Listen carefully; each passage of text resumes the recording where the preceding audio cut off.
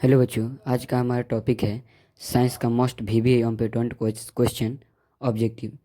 चलिए क्वेश्चन की ओर चलते हैं। सामान्य स्वास्थ्य के रक्तदाब का मान होता है। सामान्य स्वास्थ्य के रक्तदाब का मान कितना होता है? 190/90, 120/80, 160/70 और एक होता है अवलब्धि। ये सभी होता है। तो बताइए इसमें, देखिए चलिए इसमें देखिए ऑप्शन नंबर हो जाएगा इसमें बी। 120/80 रहता है मनुष्य के सामान्य रक्तदाब। ठीक है। चलिए, कौन प्रतिवर्ती क्रिया का उदाहरण है? देखिए, प्रतिवर्ती क्रिया का उदाहरण है, ये प्रतिवर्ती क्रिया का उदाहरण है मुंह में पानी आना, मतलब मिठाई देखकर मुंह में पानी आना, या छींक आना, या पलक झपक आना, या सभी होगा। देखिए चलिए, कौन प्रतिवर्ती क्रिया था? मिठाई देखकर मुंह में पानी आना। ठीक है। चलिए अगले प्रश्न की ओर चलते हैं। प्रकाश संश्लेषण क्रिया में ऑक्सीजन बाहर निकलते हैं। प्रकाश संश्लेषण प्रक्रिया में ऑक्सीजन बाहर निकलते हैं तो कैसे निकलते हैं? कार्बन डाइऑक्साइड से निकलते हैं, जल से निकलते हैं, ग्लूकोज से निकलते हैं, या इसी में से किसी से नहीं? देखिए, तो कार्बन प्रकाश संश्लेषण जब क्रिया होती है तो ऑक्सीजन जो होता है, मतलब हमें पौधे से ही, ये किस में होता है? तो पौधे में ही होता है। पौधे से ही हमें प्रकाश संश्लेषण ऑक्सीजन प्राप्त होता है। तो ऑक्सीजन कैसे निकलता है? तो जल से निकलता है। ऑप्शन नंबर बी करेक्ट हो जाएगा। चलिए अगला प्रश्न पर चलते हैं। ये प्रश्न है, उत्तल दर्पण से बना प्रतिबिंब हमेशा होता है। तो उत्तल दर्पण से बना प्रतिबिंब हमेशा होता है कैसा? छोटा होता है, या आभासी होता है, या दोनों होता है, या इसमें से कोई नहीं होता है? तो देखिए, उत्तल दर्पण से बना प्रतिबिंब हमेशा होता है कैसा? आभासी और छोटा, दोनों होता है। तो इसलिए ऑप्शन नंबर हमारा सी करेक्ट हो जाएगा। ठीक है। चलिए, और इसे देखिए, अब उत्तल दर्पण का उपयोग किसके लिए किया जाता है? दूरदर्शी वस्तुएं देखने के लिए, दूर देखने के लिए, जैसे दूर देखने के लिए किया जाता है, समझे ना? देखने के लिए, दूर देखने के लिए, दूर की वस्तु को देखने के लिए। ठीक है। देखिए, आप सब घबराइए मत, हम हैं ना, आप सब हमारे साथ जुड़े रहिए। देखिए, आप एग्ज़ाम तक जुड़े रहिए, नहीं कह रहे मतलब 450 पार नहीं कराए ना, तो आप सब मेरा नाम बदल दीजिएगा। देखिए, इसमें तो जितना मोस्ट इम्पोर्टेंट क्वेश्चन है, सीधा एग्ज़ाम में फंसने वाला क्वेश्चन होता है। ठीक है। आप सबका एग्ज़ाम ये अर्धवार्षिक परीक्षा होने वाला एग्ज़ाम, जो कि 24 सितंबर या 26 सितंबर से हो रहा है, तो इसमें से देखिएगा, कम से कम कर रहे हैं ना, आधा से ज़्यादा क्वेश्चन इसमें टकराना तय है। ठीक है। आप सब जुड़े रहिए। आप सब कुछ नहीं, बस जो जैसे जैसे हम कर रहे हैं वैसे वैसे करते जाइए। 450 पार कराना मेरे हाथों में काम है। ठीक है। चलिए अगले प्रश्न को चलते हैं। चलिए देखिए, कह रहा है कि सेल का विद्युतवाहक बल होता है। सेल का विद्युतवाहक बल कैसा होता है? सेल द्वारा आवेश पर लगाया गया बल होता है, या विभवांतर होता है, या सेल तोरा इकाई आवेश पर किया गया कार्य। तोरा है सॉरी, ये गलत हो गया है, द्वारा होगा, द्वारा होगा, यहाँ पे द्वारा हो जाएगा। ठीक है, द्वारा। चलिए, तो सेल द्वारा इकाई आवेश पर किया गया कार्य होता है। ठीक है। इसका ऑप्शन नंबर हमारा सी करेक्ट हो जाएगा। चलिए अगले प्रश्न को चलते हैं।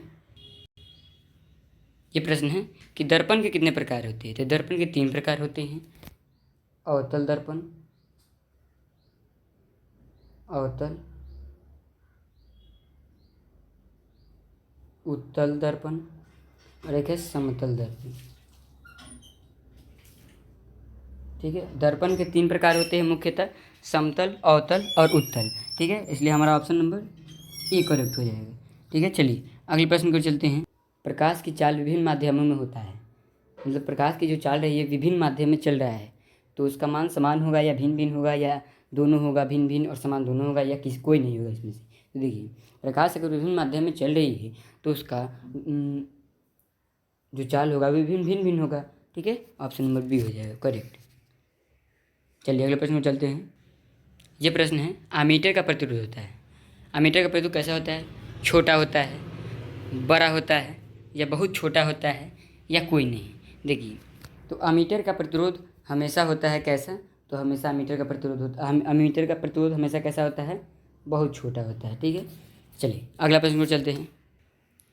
ये प्रश्न है, विद्युत बल्ब में फिलामेंट का द्रव्य होता है।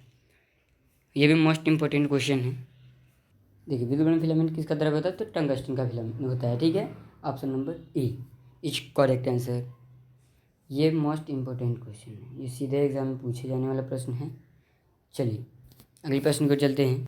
ये क्वेश्चन है विभवांतर का एसआई मात्रक होता है। देखिए विभवांतर का एसआई मात्रक जूल होता है या वोल्ट होता है या वाट होता है या एम्पीयर होता है। देखिए एसआई मात्रक तो ऐसे ही बहुत भी इम्पोर्टेंट होता है, ये क्वेश्चन भी पूछे जाने वाला ही क्वेश्चन होता है, ठीक है। इसको भी आप स्टार लगा लीजिए, क्योंकि एसआई मात्रक से अधिक क्वेश्चन पूछे जाते हैं फिजिक्स में, ठीक है।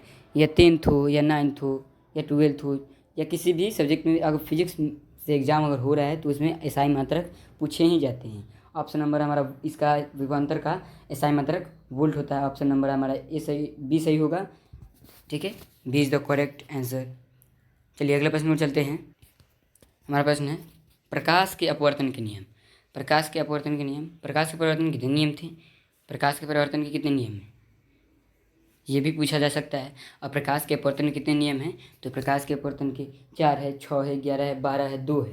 देखिए कितना है पूछा, प्रकाश के अपवर्तन के 2 नियम होते हैं, ठीक है। चलिए प्रकाश के अपवर्तन के 2 नियम, ऑप्शन नंबर डी हो जाएगा करेक्ट। चलिए अगले प्रश्न पर चलते हैं।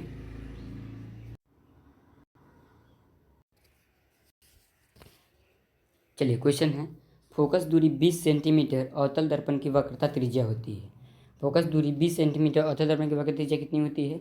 60 सेंटीमीटर, 40 सेंटीमीटर, 10 सेंटीमीटर या 15 सेंटीमीटर। देखिए इसका फॉर्मूला आता है F इक्वल टू 2Q, ठीक है, 2Q। फोकस दूरी कर रहे हैं, F इक्वल टू TQ होता है। तो Q हमारा, Q का मान कितना है? Q का मान दिया हुआ है 20 और गुने 2।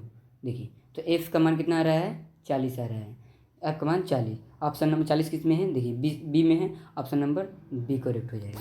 चलिए अगला प्रश्न देखते हैं। ये क्वेश्चन है संगमरमर का रासायनिक सूत्र होता है। संगमरमर का रासायनिक सूत्र होता है NaCO3 H2 MgCO3 NaCl2। तो संगमरमर का रासायनिक सूत्र होता है, क्या होता है? तो संगमरमर का रासायनिक, ये केमिस्ट्री है, ये भी पूछे जाने वाला प्रश्न है, स्टार लगा दीजिए इसको। संगमरमर का रासायनिक, देखिए केमिस्ट्री में रासायनिक सूत्र और फिजिक्स में एसआई मात्रक और बीमा, ये दोनों पूछे जाते हैं, और ठीक है। चलिए तो इसका ऑप्शन नंबर हमारा हो जाएगा, इसका ऑप्शन नंबर ए हो जाएगा। चलिए अगले प्रश्न में चलते हैं।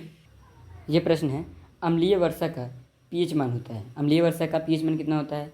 तो सब कुछ जाने, 5.6 से ज़्यादा, 7, 5.6 से कम या 5.6। तो 5.6 से कम होता है अम्लीय जल का वर्षा, अम्लीय वर्षा का जल का पीएच मान, ठीक है। चलिए अगला प्रश्न पर चलते हैं। चलिए प्रश्न है जल में घुलनशील भस्म है। जल में घुलनशील भस्म क्या होता है? अम्ल होता है, क्षार होता है, लवण होता है, या फिर इसमें से कोई नहीं। देखिए इसमें से बताइए आप लोग, अम्ल होता है या लवण होता है या क्षार होता है? तो इसमें से ऑप्शन नंबर, ये सब गलत हो जाएंगे, ऑप्शन नंबर सही हो जाएगा क्षार, ठीक है। अब option C is correct answer. चलिए अगले प्रश्न को चलते हैं। चलिए प्रश्न है बेकिंग सोडा का रासायनिक सूत्र होता है CaCO3 Na2CO3 .10H2 NHCO3 CaHCO3 2, ठीक है। चलिए बेकिंग सोडा का रासायनिक सूत्र होता है NaCO3, ऑप्शन नंबर सी सही होगा। चलिए अगले प्रश्न में चलते हैं। क्वेश्चन है जिंक ब्लेंड में निम्नलिखित में किस धातु का अयस्क है? जिंक ब्लेंड किस धातु का अयस्क है? तो जेरिन का है, एल्युमिनियम का है, एल का है, Fe का है, He का है, हेलियम का। तो देखिए जिंक ब्लेंड निम्नलिखित में किस धातु का अयस्क? तो जिंक ब्लेंड जेरिन का अयस्क धातु का है, ठीक है। ऑप्शन नंबर हमारा ए सही हो जाएगा। चलिए अगले प्रश्न में चलते हैं। चलिए ये प्रश्न है सिल्वर क्लोराइड AgCl, मतलब सिल्वर क्लोराइड को AgCl से सूचित करते हैं। इसका रंग कैसा होता है? पीला होता है, काला होता है, हरा होता है, श्वेत होता है, कुछ भी पूछिए तो इसका मतलब सिल्वर क्लोराइड का रंग श्वेत होता है, ऑप्शन नंबर डी हो जाएगा। चलिए अगले प्रश्न में चलते हैं। अगला क्वेश्चन है एस्ट्रोजन स्रावित होता है। एस्ट्रोजन स्रावित कैसे होता, किसमें होता है? थायराइड द्वारा, वृषण द्वारा, अंडाशय द्वारा या हैपोथैलेमस द्वारा।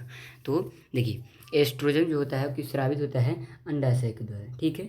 ऑप्शन नंबर सी करेक्ट हो जाएगा। अगले प्रश्न में चलते हैं। ये क्वेश्चन है मनुष्य के शरीर के सबसे बड़ी ग्रंथि आग्नेयाशय है, लीवर है, किडनी है, अंडाशय है।